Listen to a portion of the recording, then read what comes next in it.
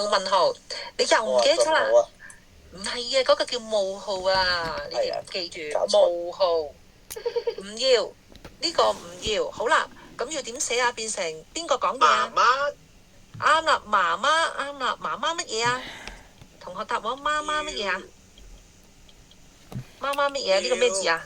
媽媽是媽媽，我要。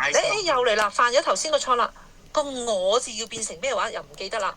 唔係個你字。頭先咧，阿朱俊傑好耐都冇答到我嗰個字咧，我要變成他。咩啦？媽媽係男仔定女仔？女仔。女仔，所以要用女仔他，知唔知道？女他。好啦，媽媽說他乜嘢？他是到買餸。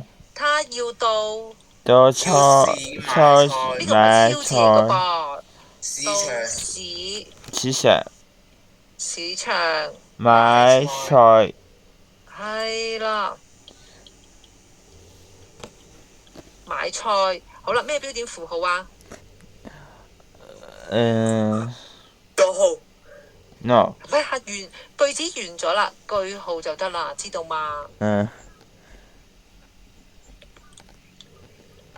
呢一種呢，就係頭先我哋所講嘅，由直接由直述句變成複述句啦。